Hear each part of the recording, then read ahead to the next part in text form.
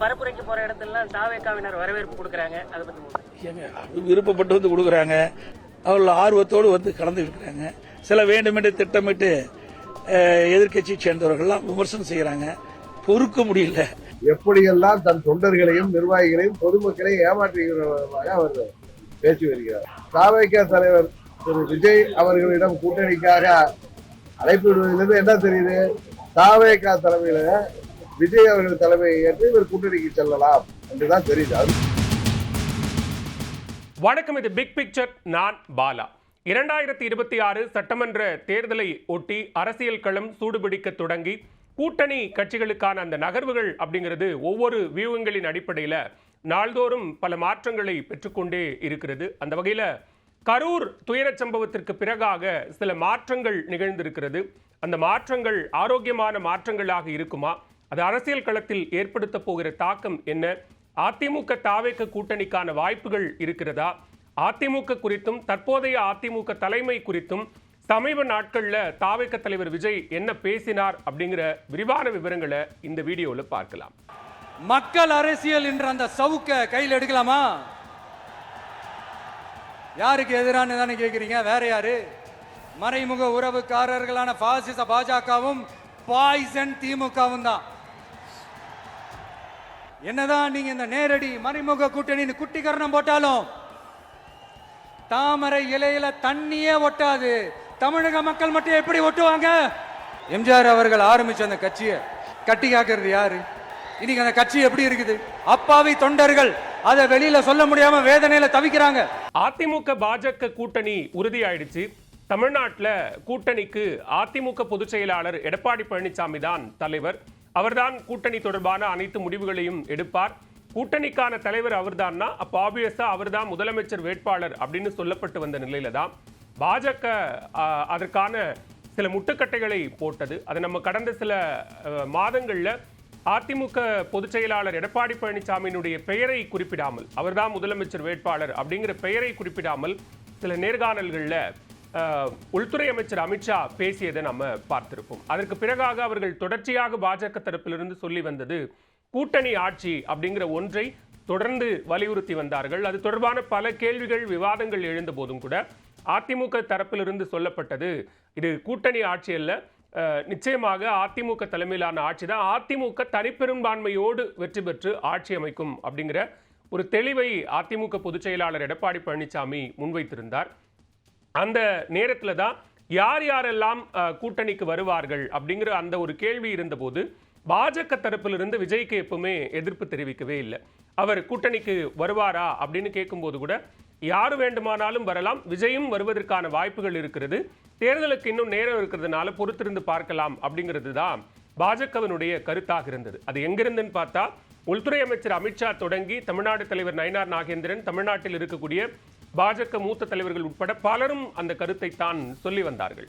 அப்படி இருக்கக்கூடிய சூழல்ல அதிமுகவிலிருந்தும் அப்படியான ஒரு சூழல் இருந்தது. ஆனா அதிமுக மீதான விமர்சனங்களை விஜய் வைக்காமல் இருப்பதற்கான காரணம் என்ன? அவர் நேரடியா எதிர்க்கக்கூடிய 2 பேர் அப்படின்னா அது கொள்கை எதிரியான பாஜக, அரசியல் எதிரியான திமுக அப்படிங்கிற அளவுல மட்டுமே விமர்சனங்களை வச்சுட்டு வந்த நிலையில அவர் ஏன் அதிமுகவை விமர்சிக்கல, காங்கிரஸை விமர்சிக்கல அப்படிங்கிற கேள்விகள் ரொம்ப கடுமையா எழுந்த பிறகாகத்தான் அதிமுகவை விமர்சிக்க தொடங்குகிறார். சில விமர்சனங்களை அதிமுகவினுடைய தலைமை மீதும் அவர் முன்வைக்க தொடங்குகிறார். அப்படி பேசப்பட்டு வந்த நிலையில தான் அவர் மீண்டும் அவர் சொல்லக்கூடிய ஒன்று என்னன்னா 2026 தேர்தல் களத்தில் திமுகவுக்கும் தாவேகவுக்கும் இடையில் தான் போட்டி அப்படிங்கிறத ரொம்ப கிளியரா அதை செட் பண்ணாரு. அதற்கு பிறகு அந்த மதுரை மாநாட்டுக்கு பிறகாக அதற்கு எதிர்வினை ஆற்றிய அதிமுக பொதுச் செயலாளர் எடப்பாடி பழனிசாமி தாவேக இப்பதான் புதிதாக தொடங்கி இருக்கக்கூடிய கட்சி, அவங்க இன்னும் ஒரு தேர்தலை கூட சந்திக்கல, அப்படி இருக்கும்போது அது எப்படி ஆளும் கட்சியோடு அவர்கள் போட்டியிட முடியும்? தமிழ்நாட்டை பொறுத்த வரைக்கும் அரசியல் களமோ தேர்தல் களமோ அது ரெண்டுமே அது திமுக வெர்சஸ் அதிமுக தான் அப்படிங்கிற ஒன்றை பேசினார் அதிமுக பொதுச் செயலாளர் எடப்பாடி பழனிசாமி. ஸோ இந்த சூழல்ல கரூர் சம்பவம் அது ஒரு மிகப்பெரும் துயரம். 41 பேர் உயிரிழந்த அந்த சோக சம்பவத்தினுடைய சுவடுகள் இன்னும் மறையல.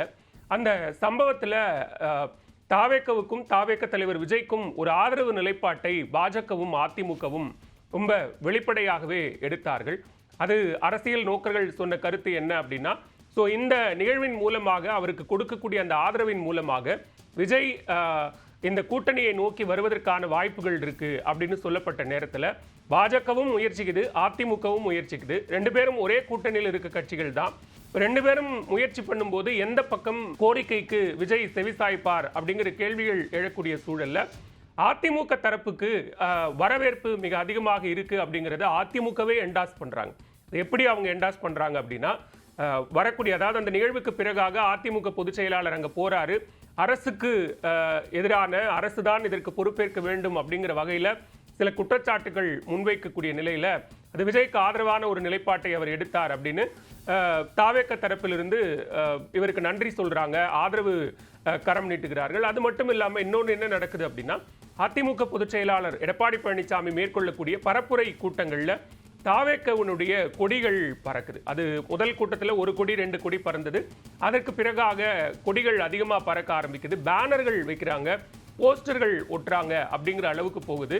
அப்படி ஒரு பரப்புரை கூட்டத்தில் பறந்த கையில் வைத்து காட்டின கொடியை பார்த்து தான் அதிமுக பொதுச் செயலாளர் எடப்பாடி பழனிசாமி இதோ கொடி பறக்குது, கூட்டணிக்கான பிள்ளையார் சுழி போடப்பட்டு விட்டது அப்படிங்கிற கருத்தை எல்லாம் தெரிவித்தார். ஸோ அப்போ அவர் தாவேக்கவை ஏற்றுக்கொள்வதற்கு, தாவேக்கவை கூட்டணிக்கு அழைப்பதற்கு தயாராகிவிட்டார். ஸோ இப்போ இங்கே தாவேக்க தரப்பிலிருந்து வரக்கூடிய அந்த ஆதரவு நிலைப்பாடு அப்படிங்கிறது அதற்கான சமிக்ஞைகள் தான் அப்படின்னு சொல்லப்பட்டது. சரி, இதற்கு தலைமைகள் தரப்பிலிருந்து அல்லது 2ஆம் கட்ட தலைவர்கள் தரப்பிலிருந்து ஏதாவது ரியாக்ஷன் வந்திருக்கா அப்படின்னா, கரூர் சம்பவத்துக்கு பிறகாக தாவேக்க தரப்பிலிருந்து இன்னும் யாரும் அதிகாரப்பூர்வமாக பொதுவெளியில பேசவே இல்லை.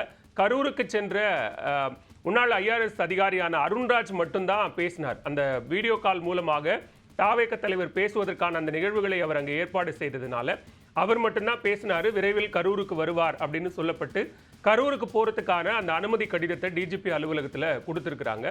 அதற்கு பிறகா இந்த அதிமுக தாவேக்க கூட்டணி பேச்சுகள் ஆரம்பித்ததற்கு பிறகா தாவேக்கவனுடைய ஒரு மாவட்ட செயலாளர் ஒரு வீடியோ வெளியிட்டிருந்தார். அது என்னன்னா, தலைமையுடைய ஒப்புதல் இல்லாம யாரும் வேறு மாற்று கட்சிகளினுடைய கூட்டங்களுக்கு போக வேண்டாம், அங்க போய் நம்முடைய கொடிகளை கையில் ஏந்தி நிற்க வேண்டாம், பேனர்கள் போஸ்டர்கள்லாம் வைக்க வேண்டாம் அப்படிங்கிற ஒரு கோரிக்கையை கொடுத்திருந்தாரு. அதுவும் அவர் தன்னியல்பா கொடுத்த ஒரு விளக்கமாகவோ அல்லது அறிவுரையாகவோ தான் அது பார்க்கப்பட்டது. சரி, இப்போது இருக்கக்கூடிய சூழல்ல அமமுக பொதுச் செயலாளர் TTV தினகரன் சில முக்கியமான கேள்விகளை எழுப்பியிருந்தார். அது தொடர்பா அதிமுக பொதுச் செயலாளர்கிட்ட கேட்டபோது அவங்க தன்னெழுச்சியா தன்னியல்பா வராங்க, அதுக்காக நாம ஒன்றும் பண்ண முடியாது. அது மட்டும் இல்லாம TTV தினகரன் நடத்தக்கூடியதெல்லாம் ஒரு கட்சியா, அவர் கேட்கக்கூடிய கேள்விகளுக்கெல்லாம் பதில் சொல்லணுமா அப்படின்னு கேட்டார். பரப்புரைக்கு போற இடத்துல தாவேக்காவினர் வரவேற்பு கொடுக்குறாங்க, அதை பத்தி விருப்பப்பட்டு வந்து கொடுக்குறாங்க. நாங்க கூட சொன்னோம், அவர்கள் ஆர்வத்தோடு வந்து கலந்து இருக்கிறாங்க. சில வேண்டுமென்று திட்டமிட்டு எதிர்கட்சி சேர்ந்தவர்கள்லாம் விமர்சனம் செய்கிறாங்க, பொறுக்க முடியல அவர்களால். ஆனால் அந்த கேள்விகளில் நியாயம் இருக்கிறது. ஏன் அது நியாயம் இருக்குது அப்படின்னு பார்த்தோம்னா, தாவேக்க தலைவர் விஜய் சொன்னது என்ன அப்படின்னா, நாங்கள் தான் பிரைமரி ஃபோர்ஸ், நாங்கள் தான் முதன்மையான சக்தி, நாங்கள் மாற்று சக்தி அல்ல, எங்களை தலைமையாக ஏற்றுக்கொள்கிறவர்கள். ஏன்னா விஜய முதலமைச்சர் வேட்பாளராக ஏற்கனவே கட்சி அறிவிச்சிட்டாங்க. அப்படி இருக்கும்போது எங்களை ஏற்றுக்கொள்கிறவர்கள் கூட்டணிக்கு வரலாம், நாங்கள் வேணா அவங்களுக்கு ஆட்சியில் பங்கு அதிகாரத்தில் பங்கு கொடுப்போம் அப்படிங்கிற ஒரு உத்தரவாதத்தை தாவேக்க முன்வைத்திருந்தது. அதைத்தான் TTV தினகரன் என்ன கேள்வி எழுப்புறாருன்னா, இப்ப அவர் கூட்டணிக்கு வராருன்னா எடப்பாடி பழனிசாமியை முதலமைச்சர் ஆக்குவதற்காகவா தாவேக்க தலைவர் விஜய் கட்சி தொடங்கினார் அப்படிங்கிற ஒரு கேள்வியை எழுப்புறார். சரி, அப்ப புதிதாக ஒருவேளை அவர் தான் விஜய் தான் முதலமைச்சர், அவர் கூட்டணிக்கு வந்தாதான் அதிமுக வெற்றி பெற முடியுங்கிற சூழல் வந்தா அப்ப விஜயை எடப்பாடி பழனிசாமி முதலமைச்சர் ஆக்குவாரா, அதற்காக அதிமுக தொண்டர்கள்லாம் களத்துல உழைப்பாங்களா அப்படிங்கிற சில கேள்விகளையும் எழுப்புகிறார். அந்த கேள்விகள்ல நியாயம் இருக்கிறாகத்தான் பார்க்கப்படுகிறது. ஏன்னா இவரும் முதன்மை சக்தின்னு சொன்னவர், மறுபுறம் இவரும் முதலமைச்சர் வேட்பாளர் என்று அறிவிக்கப்பட்டவர். சரி, இது கூட்டணி அப்படின்னு வந்துட்டா அதற்கான பேச்சுவார்த்தைகள் நடக்கலாம், ஆட்சியில் பங்கு அதிகாரத்தில் பங்கு என்பதை ஒருவேளை தாவேக்க முன்வைக்கும் பட்சத்தில் அதை அதிமுக ஏற்றுக்கொள்ளுமா அப்படிங்கிற கேள்விகள் எல்லாம் ஏற்கனவே பாஜக அதை சொன்ன போதே ஏற்காத அதிமுக இப்ப தாவேக்காவுக்கு மட்டும் அதை ஏற்றுக்கொள்ளுமாங்கிற ஒரு கேள்வி இருக்கிறது. அந்த கேள்விக்கான விடையும் அது அதிமுக காட்டக்கூடிய முடிவுகள்லையும் தாவேக்க எடுக்கக்கூடிய முடிவுகள்லையும் தான் அது அடங்கியிருக்கு. சரி, இப்ப என்ன முக்கியமான விஷயம் அப்படின்னா, அதிமுக பாஜக கூட்டணி 2024 நாடாளுமன்ற தேர்தலுக்கு இல்ல, இப்ப 2026 சட்டமன்ற தேர்தலுக்கு அந்த கூட்டணி வந்திருக்கு. அந்த கூட்டணி பிளவுக்கான வெளியில் சொல்லப்பட்ட காரணங்கள் அப்படிங்கிறது அதிமுகவினுடைய மறைந்த முன்னாள் தலைவர்களை ரொம்ப கடுமையாக விமர்சித்து அப்போதைய பாஜக மாநில தலைவர் அண்ணாமலை பேசினதும் கூட ஒரு முக்கியமான பேசுபொருளாக மாறி இருந்தது. ஸோ அந்த காரணங்கள் எல்லாம் முன்வைக்கப்பட்ட அதே நேரத்தில் ஈவன் அவர் அதிமுக பொதுச் செயலாளர் எடப்பாடி பழனிசாமியும் கூட கடுமையான வார்த்தைகளில் விமர்சனம் பண்ணியிருந்தார். ஸோ அப்போ மாநில தலைமை மாற்றப்பட்டால் கூட்டணிக்கு சம்மதம் அப்படிங்கிற அளவில் அது இருந்த நிலையில தான் அண்ணாமலை மாற்றப்பட்டு நயினார் நாகேந்திரன் மாநில தலைவராக மாற்றிய அதே நாளில் தி சேம் டே அன்னைக்கு தான் கூட்டணியும் உறுதியாகுது. ஒருபுறம் பாஜக தலைமை அலுவலகத்தில் நயினார் நாகேந்திரன் தலைவராகிறார், மறுபுறம் நட்சத்திர விடுதியில் கூட்டணி உறுதி செய்யப்படுகிறது. அந்த நிகழ்வுகள் அப்படியே அடுத்தடுத்து நடந்த நிகழ்வுகள். ஸோ இப்போ எழக்கூடிய கேள்வி என்ன அப்படின்னா, சமீபத்தில் நடைபெற்ற தாவேக்கவினுடைய 2வது மாநில மாநாடு, அரசியல் மாநாட்டில் தாவேக்க தலைவர் விஜய் கடுமையான சில விமர்சனங்களை முன் வச்சிருந்தார். அது நேரடியாக பாஜக மேலே, சில விமர்சனங்களை அதிமுக மேலேயும் வச்சிருந்தார். இங்கே இன்னொரு கேள்வி எழலாம், அரசியல்ல இதெல்லாம் ரொம்ப சாதாரணம் இல்லையா, இது எல்லா கட்சிகளுக்கும் பொருந்தும் இல்லையா, கடந்த காலங்களில் ரொம்ப கடுமையான வார்த்தைகளில் கடுமையான விமர்சனங்கள் செய்து கொண்ட கட்சிகள் தேர்தல் நேரத்தில் கூட்டணி வச்சுக்கலையா அப்படின்னா எல்லாரும் செய்திருக்கிறார்கள். ஆனால் எல்லா கட்சியிலிருந்தும் நாங்கள் விதிவிலக்குன்னு சொன்ன தாவேக்க அதை செய்யுமா அப்படிங்கிறது தான் கேள்வி. அதில் முக்கியமாக எழக்கூடிய கேள்வி என்னன்னா, நாங்கள் பிரைமரி ஃபோர்ஸ்னு சொன்னவங்க நேரடியாக கொள்கை எதிரி, அரசியல் எதிரி என்று பிரகடனப்படுத்தியவர்கள், ஊழல் செய்தவர்கள் கூட்டணியில் இருக்கிறார்கள், அடிமை கூட்டணி என்றெல்லாம் விமர்சனத்தை வைத்தவர்கள் இப்போ முதல் தேர்தலையே அதை காம்ப்ரமைஸ் பண்ணக்கூடிய ஸ்டேஜுக்கு போவாங்களா அப்படிங்கிறது தான். ஒருவேளை 4-5 தேர்தல்களை பார்த்து அதற்கு பிறகாக அதை செய்கிறாங்கன்னா அது வேற. ஆனால் முதல் தேர்தல் கட்சி ஆரம்பித்து நாங்கள் நேரடியாக 2026 சட்டமன்ற தேர்தலில் தான் சந்திப்போம்னு சொன்ன தாவேக்க முதல் தேர்தலிலேயே இப்படியான ஒரு சமரசத்தை செய்கிறது என்று சொன்னால் அது அந்த கட்சிக்கும் அந்த கட்சியினுடைய தலைமைக்கும் ஏற்படுத்தக்கூடிய தாக்கம் என்ன அப்படிங்கிறது தான் கேள்வி. இப்போ மதுரை பாரப்பத்தி மாநாட்டில் 2வது மாநாட்டில் தாவேக்க தலைவர் நேரடியாக பாஜகவை நோக்கி வைத்த விமர்சனங்கள் அப்படின்னு பார்த்தோம்னா, பாஜகவை பிரதமர் நரேந்திர மோடியை நோக்கி, நீங்கள் 3வது முறையாக மத்தியில் ஆட்சி அதிகாரத்தை கையில் வச்சிருக்கிறீங்க, நீங்கள் ஆட்சிக்கு வந்தது ஒட்டுமொத்த மக்களுக்கும் நல்லது செய்யறதுக்கு தானே, இல்லை இஸ்லாமிய நண்பர்களுக்கும் தோழர்களுக்கும் எதிராக சதி செய்வதற்காகவா நீங்கள் ஆட்சிக்கு வந்தீங்கிற கடுமையான கேள்விகளை பிரதமரை நோக்கி எழுப்பினார் தாவேக்க தலைவர் விஜய். அது மட்டும் இல்லாமல் தமிழ்நாட்டை தொட்டால் என்ன நடக்கும் அப்படிங்கிறதுக்கு பல உதாரணங்கள் ஏற்கனவே இருக்கு, அதையெல்லாம் மறந்துட்டு நீங்கள் எங்களை ஏமாற்றிடலாம் அப்படின்னு மட்டும் நினைக்காதீங்க. மத நல்லிணக்கத்திற்கு பெயர் பெற்ற அந்த மதுரை மண்ணிலிருந்து நான் இதை சொல்கிறேன், உங்கள் எண்ணமெல்லாம் ஒரு நாளும் ஈடேறாது அப்படிங்கிற கடுமையான சொல்லாடல்களை அந்த மாநாட்டில் தாவேக்க தலைவர் விஜய் பயன்படுத்தினார். அது மட்டும் இல்லாமல் இங்கு இருக்கக்கூடிய கூட்டணிகளை விமர்சிக்கும் போதும் கூட அவர் கடுமையான விமர்சனத்தை முன்வச்சார். அது என்ன அப்படின்னா, எங்களுக்கு என்னெல்லாம் தேவையோ, தமிழ்நாட்டுக்கு என்னெல்லாம் தேவையோ அதையெல்லாம் செய்ய மாட்டேங்கிறீங்க, ஆனால் ஆட்சி அதிகாரத்தை மட்டும் கையில் வச்சுக்கிட்டு மக்களை ஏமாற்றுவதற்காக ஒரு பாசிச பாஜக கூட்டணியை அமைச்சு வச்சிருக்கீங்க. அடுத்து இந்த மைனாரிட்டி ஆட்சியை ஓட்டுவதற்காக மறைமுகமா RSS அடிமை குடும்பம் அப்படிங்கிற இன்னொரு கூட்டணியை உருவாக்கி வச்சிருக்கீங்க அப்படிங்கிற சில கடுமையான விமர்சனங்களை பாஜகவை நோக்கி தாவேக்க தலைவர் முன்வைத்திருந்தார். அது மட்டும் இல்லாம தாமரை இலையில தண்ணியே ஒட்டாது, தமிழக மக்கள் மட்டும் எப்படி ஒட்டுவாங்க அப்படிங்கிற கேள்வியை ரொம்ப உறுதியாக எழுப்பினார் விஜய். அது மக்கள் சக்தியே இல்லாத இந்த ஊழல் கட்சிகள், மக்கள் சக்தியே இல்லாத ஊழல் கட்சிகளை எல்லாம் மிரட்டி அடிபணிய வைத்து 2029 வரைக்கும் சொகுசு பயணம் போகலாம் அப்படின்னு நீங்க திட்டம் தீட்டி வச்சிருக்கீங்க.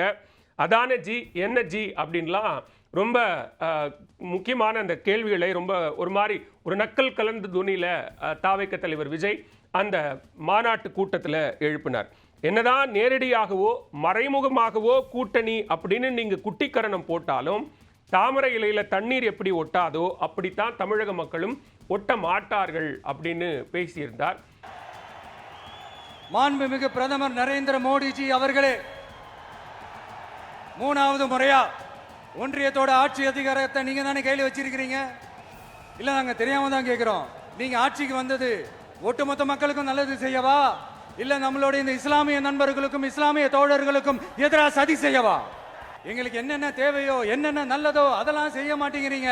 ஆனா ஆட்சி அதிகாரத்தை மட்டும் கையில வச்சுக்கிட்டு மக்களை ஏமாத்த நேரடியாக ஒரு பாசிச பாஜக அடிமை கூட்டணி ஒண்ணு, இப்படி மக்கள் சக்தியே இல்லாத இந்த ஊழல் கட்சிகளை மிரட்டி அடிபணிய வச்சு 2029 வரைக்கும் சொகுசு பயணம் போயிடலாம்னு திட்டம் தீட்டி வச்சிருக்கிறீங்க. அதானே ஜி? என்னதான் நீங்க இந்த நேரடி மறைமுக கூட்டணின்னு குட்டிகரணம் போட்டாலும் தாமரை இலையில தண்ணியே ஒட்டாது. தமிழக மக்கள் மட்டும் எப்படி ஒட்டுவாங்க? அதை தாண்டி அதிமுக மீதும் ஏன் அதிமுக விமர்சிக்கலங்கிற கேள்வி எழுந்த நேரத்துல தான் அதிமுகவையும் நோக்கி, அதாவது அதிமுக தலைமையையும் நோக்கி சில கேள்விகளை, விமர்சனங்களை முன்வைத்தார் விஜய். ஏன்னா அந்த பரப்புரை பயணத்துக்கு அவர்கள் முன்வைத்த தலைவர்கள் அப்படின்னு பார்த்தோம்னா அது அண்ணாவையும் எம்ஜிஆரையும். ஸோ அவர் எம்ஜிஆரை அந்த தேர்தலுக்கான ஒரு முன்னுதாரணமாக எடுத்துக்கொள்ளும் போது அந்த இடத்துல எம்ஜிஆர் குறித்து பெருமையாக பேசுகிறார். எம்ஜிஆர் உயிரோடு இருக்கிற வரைக்கும் அந்த முதலமைச்சர் சீட்டை எனக்கு கொடுங்க அப்படின்னு எதிரிகளிடம் மக்களை கெஞ்ச வைத்தவர் எம்ஜிஆர். இப்போது அவர் ஆரம்பித்த கட்சியை கட்டி காப்பாற்றுவது யார் அப்படிங்கிற ஒரு கேள்வியை எழுப்பினார். அது மட்டும் இல்லாமல் இந்த இடத்துல தான் ஒரு முக்கியமான கேள்வி, அந்த கட்சி இன்னைக்கு எப்படி இருக்கிறது? அந்த கட்சியினுடைய அப்பாவி தொண்டர்கள் எல்லாம் அதை வெளியே சொல்ல முடியாமல் வேதனையில் தவித்துக் கொண்டிருக்கிறார்கள் அப்படின்னு பேசினார் தாவேக தலைவர் விஜய். அது யாரை நோக்கிய கேள்விகள் அப்படிங்கிறது நமக்கு நல்லாவே தெரியுது. அதை தாண்டி எந்த வேஷம் போட்டுக்கிட்டு பாஜக தமிழ்நாட்டுக்கு வந்தாலும் அதையெல்லாம் இங்கு வேலைக்கு ஆகாது. எம்ஜிஆர்னா யார் தெரியும்ல? அவர் மாஸ்னா என்னன்னு தெரியும்ல? அவர் உயிரோடு இருக்கிற வரைக்கும் அந்த சிஎம் சீட்டை பத்தி ஒருத்தராலையும் நினைச்சு கூட பார்க்க முடியல, கனவு கூட காண முடியல. எப்படியாவது அந்த சிஎம் சீட்டை என்கிட்ட கொடுத்துருங்க, என் நண்பர் எம்ஜிஆர் திரும்ப வந்ததுக்கு அப்புறம் நான் திருப்பி கொடுத்துட்றேன்னு தன்னோட எதிரியை கூட மக்கள் கிட்ட கெஞ்ச வச்சவர் எம்ஜிஆர். எப்படி கெஞ்ச வச்சு எம்ஜிஆர் அவர்கள் ஆரம்பிச்ச அந்த கட்சியை கட்டி காக்கிறது யாரு? இன்னைக்கு அந்த கட்சி எப்படி இருக்குது? அதை நான் சொல்லிதான் உங்களுக்கு தெரியணுமா என்ன? அப்பாவி தொண்டர்கள் அதை வெளியில சொல்ல முடியாம வேதனையில தவிக்கிறாங்க.